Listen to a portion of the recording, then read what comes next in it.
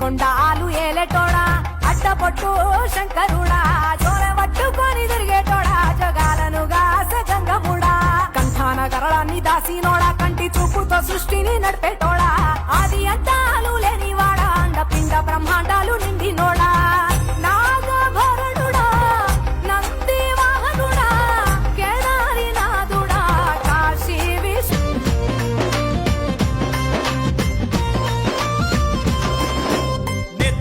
ఇరుముడి ఎత్తుకొని మేమంతా